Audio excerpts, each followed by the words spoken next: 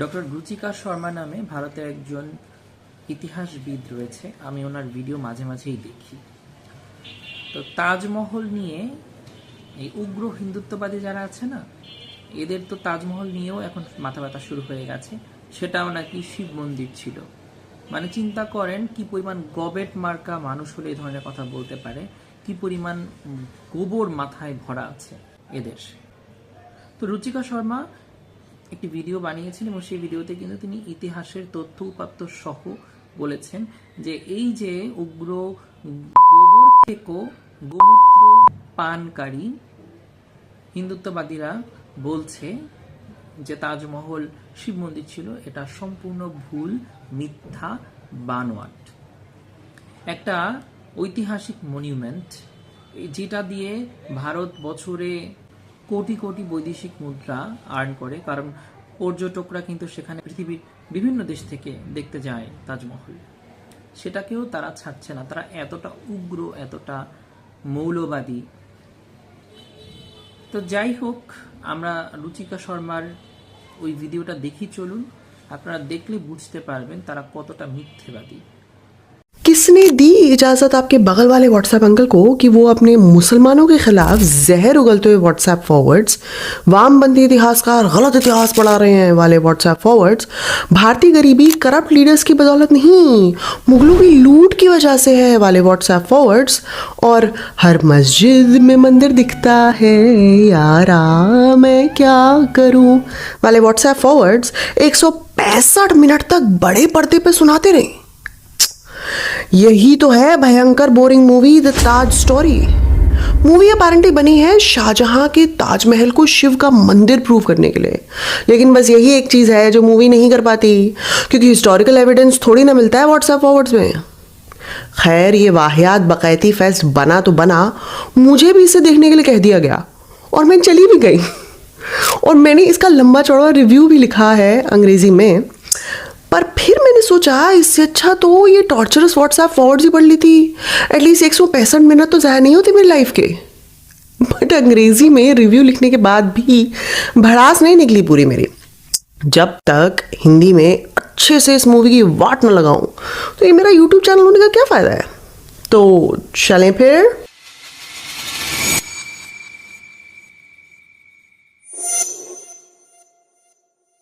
Hello नमस्कार, आपका स्वागत है एक नए एपिसोड में। मैं हूं डॉक्टर रुचिका शर्मा, पेशे से इतिहासकार हूं और इतिहास की टीचर भी हूं। इसके अलावा मेरे कुछ और भी क्रेडेंशियल्स डिस्क्रिप्शन बॉक्स में मौजूद हैं। तो मूवी द ताज स्टोरी में एक्टर परेश रावल विष्णु दास का रोल निभा रहे हैं, जो पेशे से एक गाइड है और ऑब्वियसली ताजमहल में काम करता है, और वो गाइड एसोसिएशन के इलेक्शंस के लिए लड़ रहा है। और इस इलेक्शन में गेस कीजिए कौन है उनका विरोधी। लंबी दाढ़ी लिए, काजल लगाए, कुर्ता शलवार पहने, बॉलीवुड का क्विंटेसेंशियल ईवल मुसलमान, जो विष्णुदास को हर दफा हाई फैल्यूटिंग उर्दू वर्ड्स में धमका ही रहा होता है। ख्याल रखिए वरना, हिदायत दे रहे हैं वरना, वाला खिलाफी ना कीजिए वरना। और यही ईवल मुस्लिम गाइड विष्णुदास का एक वीडियो वायरल कर देता है, जहां दास एकदम पी के टुन है और हर व्हाट्सएप अंकल की तरह चिल्ला रहे हैं कि शाहजहां ने ताजमहल को नहीं बनवाया, और दास एक दिन इस सच्चाई से पर्दाफाश जरूर करेंगे। और यही पी के टुन वाली सच्चाई की खोज उन्हें अदालत तक ले आती है, जहां दास के खिलाफ स्टेट के लॉयर भी एक मुस्लिम हैं, Anwar Rashid. No marks for guessing, ये एक करप्ट लॉयर हैं और गाइड एसोसिएशन के दाढ़ी वाले ईवल मुस्लिम के साथ मिलकर कनिंग स्कीमें बनाते हैं, कबाब्स फ्राई करते हुए। ऑफ कोर्स मुस्लिम है तो कबाब ही खाएंगे ना। इनफैक्ट हर बार कोर्ट में जब दास दलील पेश करते हैं तो पीछे से संस्कारी म्यूजिक बजता है सितार की धुन पे, लेकिन हर बार जब कबाब खाए हुए अनवर राशिद दलील पेश करते हैं तो पीछे से Habibi types middle eastern music बजता है। और अगर आपको लग रहा है कि जितने भी पॉसिबल बॉलीवुड या कम्युनल स्टीरियोटाइप्स हैं मुस्लिम के लिए वो डल चुके हैं मूवी में, तो आप गलत हैं। There is more. टोपी पहने मुस्लिम्स दास की बहू और बेटी को डराते धमकाते हैं, उसके बेटे को पीट देते हैं, जोर से कहते हैं ताज पे हमारी जमात का हक है, काफिरों का नहीं। इमेजिन ऐसे दकियानूसी वेज में मुस्लिम को दिखाना, वो भी ऐसे कम्युनल माहौल में। क्लियरली मजहबी बैर फैलाना मूवी का फर्स्ट एजेंडा है and that's very very dangerous.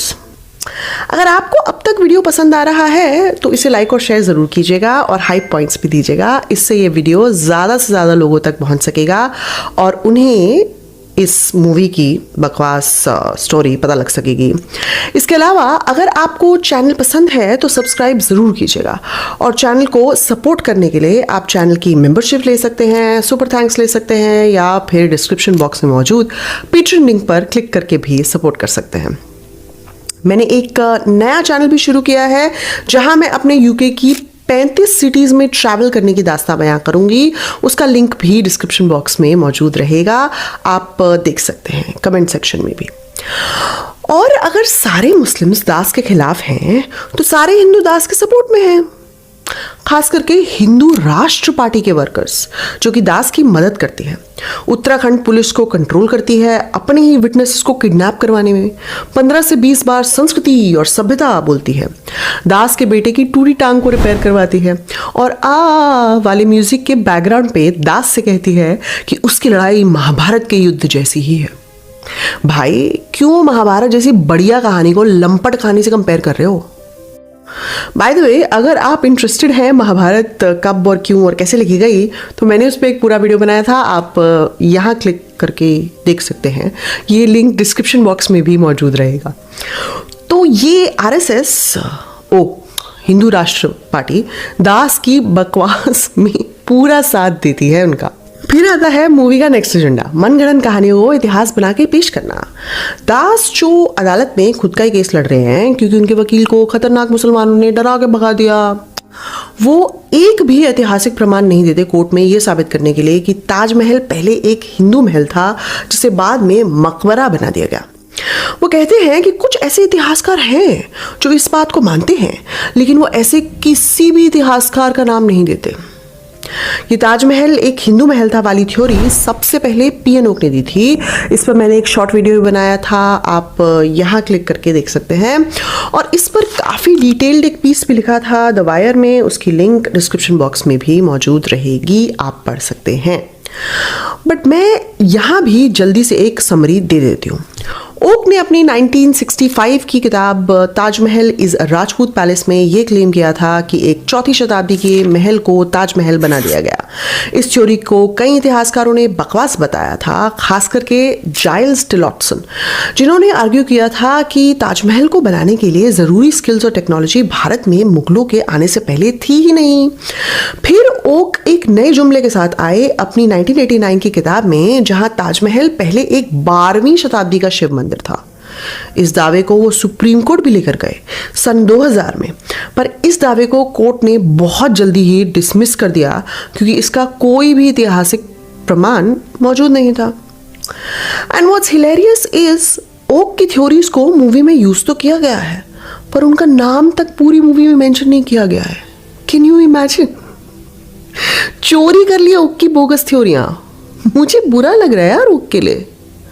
हो सकता है मूवी मेकर्स भी बेइज्जत फील कर रहे हों ये एक्सेप्ट करने से कि ना केवल ये थ्योरीज एक इतिहासकार ने नहीं बल्कि लॉयर ने दी थी, बट ऑल्सो इस लॉयर ने क्रिश्चियनिटी पहले कृष्ण नीति थी ऐसी थ्योरीज भी दी थी। तो ऑब्वियसली मेकर्स ने इस महान शख्सियत का नाम गायब ही कर दिया। खैर, मूवी में जो भी ऐतिहासिक प्रमाण दिए गए हैं वो सब स्टेट के लॉयर अनवर रशीद ने दिए हैं, ये आर्ग्यू करते हुए कि ताजमहल शाहजहां ने ही बनवाया था। और इतने सारे प्रमाणिक तथ्यों को दास सिर्फ चुटकुलों से काउंटर करते हैं। Like in this one scene, Rashid एक ASI archaeological survey of India के आर्कियोलॉजिस्ट को बुलाते हैं स्टेट्स विटनेस, एंड वो आर्कियोलॉजिस्ट एक्सप्लेन कर रहा है कि कैसे ताजमहल का डबल डोम उसकी मुगल होने की निशानी है। तो WhatsApp uncle Das ji replies, चीज बर्गर तो चीज बर्गर ही रहता है, चाहे कितना भी एक्स्ट्रा चीज डाल लो। हाँ, एंड फिर उसके बाद प्री सल्तनत मंदिरों के डोम्स दिखाने लग जाते हैं एज सम ग्रेट ऐतिहासिक प्रमाण की डोम्स बनाने की टेक्नोलॉजी तुर्कियों के आने से पहले ही एग्जिस्ट करती थी इंडिया में। क्योंकि फिल्म एंटी इंटेलेक्चुअलिज्म को अपना पापा मानती है, इसीलिए फिल्म को लगता है सब डोम सब जगह एक जैसे होते हैं। सुल्तानों के आने से पहले बने मंदिरों की डोमिकल सीलिंग्स हैं, जिन्हें करोटका भी कहा जाता है। कुछ डोम्स कॉर्बेलिंग से भी बने हैं। कॉर्बेलिंग एक तरह की टेक्निक होती है जहां एक पत्थर के ऊपर दूसरा पत्थर यूं लगाया जाता है कि दूसरा पत्थर बाहर की तरफ हो, यानी प्रोजेक्ट्स आउटवर्ड्स, जैसे कि इस पिक्चर में दिखाया गया है। ये कॉर्बेलिंग आर्ट शेप देने के लिए या फिर सर्कुलर डोम बनाने के लिए यूज होती है। इस पर मैंने एक डिटेल वीडियो बनाया था, आप यहां क्लिक करके देख सकते हैं। मंदिरों में बनी डोमिकल सीलिंग्स और कॉर्बल डोम्स ताजमहल के बल्बस पेंडेंटिव डोम से बिल्कुल अलग हैं। तुर्कियों के आने से पहले कोई भी पेंडेंटिव डोम नहीं बना भारत में, क्योंकि वो टेक्नोलॉजी ही नहीं थी ना। इसीलिए सारे डोम्स और सारे चीज बर्गर्स एक जैसे नहीं होते। उन्हें कैसे बनाया जाता है उसमें फर्क होता है। ये है फिल्म का इंटेलेक्चुअल लेवल। डोम्स को चीज़बर्गर से कंपेयर कर रहे हैं। So sad. फिर ये मीडिया चैनल्स करते रहते हैं ना, ये देखिए संभल मस्जिद पे स्वास्तिक का निशान मिला है, क्या ये मंदिर है? वहीं से आइडिया चुरा के मूवी ऐसे एक दो मार्क्स ताज के स्टोन्स पे दिखाती है और उन्हें वैदिक चिन्ह बताकर ताज के हिंदू होने का नारा लगाती है। भाई साहब, ये मेसन मार्क्स हैं, ऐसे चिन्ह जो ताज पे काम कर रहे मजदूरों ने पत्थरों पे गड़े हों एज अ निशानी। ऐसे मेसन मार्क्स जैसे कि स्वास्तिका, लोटस यानी कमल, ट्राइडेंट यानी त्रिशूल, मछली वगैरह भारत की कई मॉन्यूमेंट्स पे मौजूद हैं। जैसे कि ये निशान सांची स्तूप पे। अब सांची स्तूप भी हिंदू मंदिर हो गया क्या? बौद्ध स्तूप है वो। I can already imagine some people going like, हाँ हो सकता है स्तूप भी मंदिर हो। व्हाट्सएप अंकल दास कोर्ट में हिस्टोरिकल एविडेंस तो नहीं दे पाते हैं, पर 10 से 15 बारी इतिहास और सच्चाई ज़रूर बोल देते हैं। फिर हाथ धोकर भारत के वामपंथी इतिहासकारों के पीछे पड़ जाते हैं कि इनकी वजह से हमें हिंदू रूलर्स जैसे कि चोलास के बारे में नहीं पढ़ाया जाता। हमने तो पढ़ा है चोलास के बारे में भाई। अगर डोडोज ने इतिहास की क्लास में ध्यान नहीं दिया तो हम क्या करें? एक सीन में दास एनयू की एक हिस्टोरियन, क्लियरली इट्स अ पन on JNU, Jawaharlal Nehru university, जहाँ से मैंने पढ़ाई की है, तो एनयू की हिस्टोरियन से ये पूछते हैं कि हिस्ट्री का सिलेबस मुगल्स के लिए क्यों इतना बायस्ड है और उनके जुल्मों को क्यों नहीं बताया जाता। फिर दास चिल्लाते हैं, मुगलों ने हजारों मंदिर तोड़े, लाखों हिंदू कत्ल किए, लेकिन हमें एक बारी भी नहीं बताते कि ये सब कहानियां उन्होंने किस किताब में पढ़ी। क्या हिस्टोरिकल सोर्सेज हैं उनके क्लेम्स के? कैसे बताते? व्हाट्सएप फॉरवर्ड्स कोई प्रॉपर सोर्स थोड़ी ना है। और जब इंडियन मुस्लिम्स, वामपंथी इतिहासकार, आर्कियोलॉजिस्ट सबको अटैक कर लिया हो तो मुगलों को कैसे छोड़ देती मूवी? उन्हें कट्टर मुसलमान पोर्ट्रे करने के लिए खूब प्रयास किए गए हैं। दास कहते हैं कि ताज का इतिहास प्यार की अटूट कहानी नहीं है। ये मकबरा तो is a symbol of atrocity and Hindu genocide, यानी अत्याचार और हिंदुओं के साथ कत्लेआम का प्रतीक है। कौन सा कत्लेआम सर? इसका एविडेंस 1631 का सीवियर फेमाइन यानी भयंकर अकाल के हवाले से दिया गया है, जिसकी चपेट में गुजरात और दक्कन आ गए थे। दास 17वीं शताब्दी की शाहजहां के अहद की फारसी सोर्स पातशाहनामा का हवाला देते हैं, ये दिखाने के लिए कि एक तरफ शाहजहां के राज्य में लोग भूख से मर रहे थे, तो तानाशाह शाहजहां दूसरी तरफ ताजमहल की कंस्ट्रक्शन के लिए पैसा इकट्ठा कर रहे थे। पर मूवी ये बात दर्शकों को जानबूझ के नहीं बताती कि सेम सोर्स पातशाहनामा ये कहती है कि अकाल के दौरान शाहजहां ने कई रिलीफ मेजर्स ऑर्डर किए लोगों की मदद करने के लिए। सूरत, अहमदाबाद और बुरहानपुर में लंगर लगवाए गए, जहां सबको मुफ्त 3 टाइम का खाना दिया जाता था। 5,000 रुपए हर हफ्ते बुरहानपुर के लोगों में बांटे गए। और क्योंकि in Ahmedabad the famine hit the hardest, तो वहां मुगल बादशाह के खजाने से 50,000 रुपए अकाल पीड़ित लोगों को बांटे गए। शाहजहां फैमिन के समय मजे कर रहा था, ये झूठ तो बोला ही बोला, पर यह भी साफ झूठ बोला गया है मूवी में कि ये अकाल हिंदू जेनोसाइड था। अबे क्या हिंदू ही मरते हैं अकाल में? अकाल भुखमरी मजहब देख के थोड़ी फैलाता है। कितना डम समझते हो तुम अपनी ऑडियंस को भाई, और कितना नीचे गिरोगे धार्मिक मतभेद फैलाने के लिए। जेनोसाइड का मतलब ही पता है, स्टेट स्पॉन्सर्ड वायलेंस होता है वो। ये अकाल शाहजहां ने प्लान नहीं किया था। Dodos, it's a calamity, not a genocide, अंग्रेजी फेल।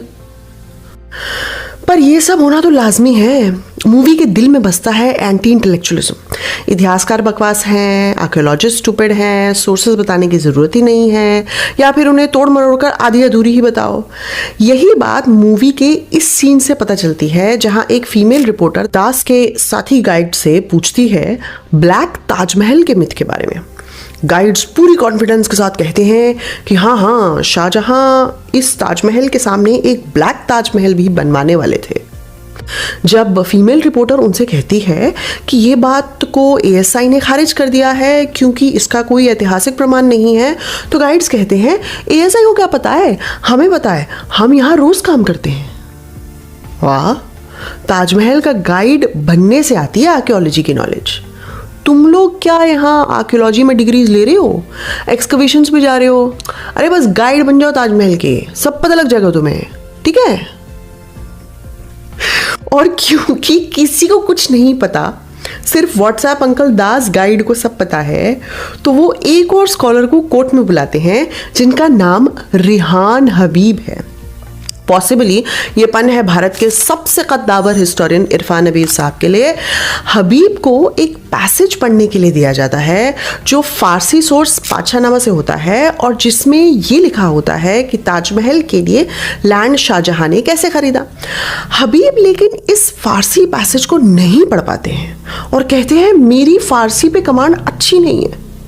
दास खुश होकर फिर से चिल्लाते हैं वामपंथी इतिहासकार जाहिल और देश के दुश्मन हैं जिन्होंने भारतीय इतिहास को खत्म कर दिया है अपने इंटेलेक्चुअल टेररिज्म से।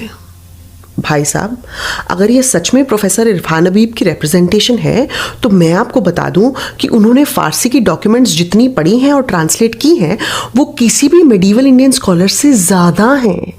इतनी अच्छी कमांड है उनकी फारसी पे। और यही है इस मूवी का सबसे बड़ा सोर्स। झूठ के पुलिंदे कहानियों में ही इसके प्रमाण हैं, इतिहास में नहीं। जब ताजमहल एक शिव मंदिर है, इस बात के लिए एक भी हिस्टोरिकल एविडेंस नहीं जुटा पाए, तो मूवी के मेकर्स ने 3 मनगढ़ंत आर्कियोलॉजिस्ट का किरदार बनाया। 2 भारतीय वीएन वत्स और योगेश भट्ट और तीसरा अमेरिकन पीटर विलियम्स।